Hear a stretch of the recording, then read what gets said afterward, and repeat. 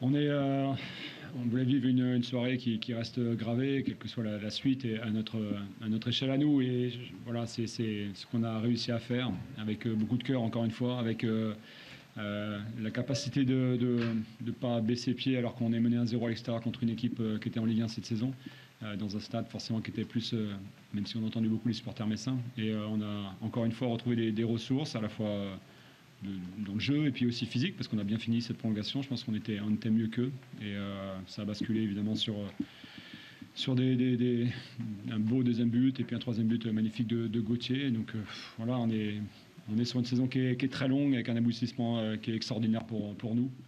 On a une pensée forcément pour le club de Reims, parce que je sais que on a déjà été aussi, enfin personnellement j'ai déjà été dans une situation comme ça, et c'est compliqué, ça se joue à très peu de choses. Ça vous étonne les deux inspirations de Gauthier, ou finalement plus grand chose vous étonne venant de lui? Gauthier, il était très fatigué. Je dirais même qu'il a fini le match avec quelques erreurs. Et puis on lui a posé plusieurs fois la question, parce qu'il y avait une question aussi de faire des changements, la possibilité de faire avec des sessions.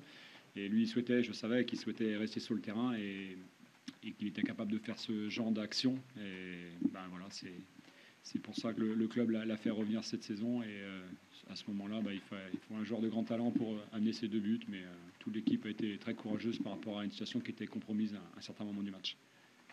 Le symbole, c'est votre capitaine qui marque à l'aller comme qui va chercher l'égalisation. Ouais, il y avait une histoire qu'on voulait écrire par rapport à ce play-off. Il y avait certains joueurs qui avaient évidemment vécu la saison dernière des émotions totalement différentes. Et que ce soit Mathieu comme un symbole qui marque à la fois ce but du match aller, plus cette égalisation qui nous donne un surplus d'énergie. Il voulait réécrire l'histoire aussi, et se souvenir d'un play-off positif dans sa carrière, et ce sera celui-là qui va garder. Le stade de Reims a beaucoup poussé, une entame assez curieuse. Ça a été encaissé, résisté, avant de progressivement... Ouais, alors c'est vrai qu'il y a eu des situations. Moi, j'ai trouvé que notre première mi-temps était très moyenne. Au niveau technique, j'ai trouvé qu'on était impatient et qu'on perdait trop vite le ballon. Donc il fallait, peut-être que c'était l'émotion de ce genre de match. Il fallait rester beaucoup plus calme. On a essayé de le faire en deuxième mi-temps, mais c'était difficile. Même si on était plutôt dominé, le gardien Papy n'a pas eu grand-chose à faire, je crois. Et puis après, physiquement et mentalement, je pense qu'on est passé devant après notre égalisation. Je pense qu'on était plus fort dans cette situation, et peut-être la maturité du groupe aussi. En face, c'est une équipe qui est assez jeune pour vivre ce genre de moments qui sont des moments cruciaux et pas communs dans la carrière d'un joueur, une prolongation sur un match retour pour un sauvetage en Ligue 1 ou une montée en Ligue 1. On s'est étonné de voir les larmes de Benjamin Stambouli, qui en a vécu d'autres pourtant, et une montée en Ligue 1, ça continue d'émouvoir.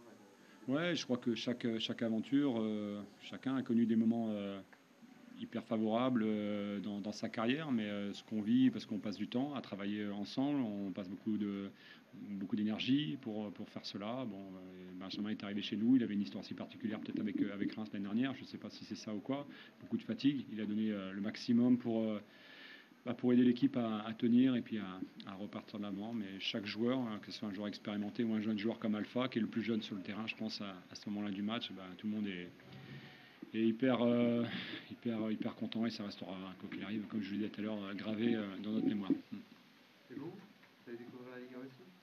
Ouais, alors, je l'avais dit, oui, forcément, c'est formidable, et moi je remercie les dirigeants de Metz de m'avoir fait confiance au mois de juillet, parce que c'était pas évident le choix. Je le sais très bien par rapport à ce que moi j'avais fait avant.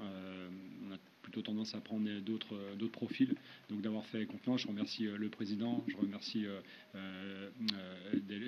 Hélène, je remercie Fred Arpinon évidemment, parce que c'est des gens qui ont été influents, Carlo Molinari aussi, toutes ces personnes qui ont fait que je suis arrivé au FC Metz le 1er juillet avec l'objectif de remonter, et même si c'était un peu long parce qu'il y a eu les barrages, mais je suis content d'avoir rendu cette confiance avec ce résultat de ce soir.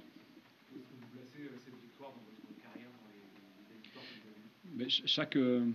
Chaque moment, on le vit avec un groupe, donc c'est très fort, que ce soit avec Van, avec Concarneau. Donc évidemment que ça prend des proportions encore plus fortes, parce qu'il y a plus de monde, parce que c'est une montée en Ligue 1, c'est un autre scénario. Voilà, mais j'ai connu, voilà, à chaque fois, c'est des moments qui sont quand même grandioses et qui restent gravés. On reste dans ces moments-là toujours attaché aux gens qui ont vécu ça avec nous, même si on les revoit 15, 20 ans. Je pense à Vannes ou à Concarneau. C'est des moments qui restent parce que c'est notre travail, c'est une partie de notre vie. Et forcément, quand on vit des moments comme ça, ils sont assez rares. Et on les met de côté et on sait qu'on s'en rappellera avec tous les joueurs. Et c'est ce que je voulais avec ce groupe de joueurs aussi, c'est ce que je voulais vivre. Et réussir à écrire une superbe histoire pour ce play-off. Il y avait 3 étapes, le premier contre Dunkerque, le match aller contre Reims, le match retour. Et ce soir, c'était la fin de l'histoire, il fallait qu'elle soit formidable. Et elle a été écrite par ces joueurs et on va s'en rappeler, on la lira cette histoire dans quelques années et on sera content de la lire ensemble. Un petit mot sur la sélection d'Idriss Gueye. Ouais, j'ai rigolé avec lui dans la semaine. Je lui ai dit il a mis de côté Sadio Mané, c'est quand même pas mal pour une première. Donc non, voilà, c'est un joueur qui est arrivé chez nous, qui a dû brûler les étapes par rapport à des moments où il était blessé pendant de longs mois. Et, il a joué beaucoup et aujourd'hui il a essayé d'apporter aussi sa pierre à l'édifice en rentrant. C'est pas facile dans ce match-là, mais voilà, il a contribué évidemment à la réussite et à la remontée du FC Metz. Et je suis très très heureux qu'il soit en sélection avec l'équipe nationale du Sénégal, avec une grande équipe. Alpha Touré qui marque ce soir. Et voilà, Alpha qui complète évidemment.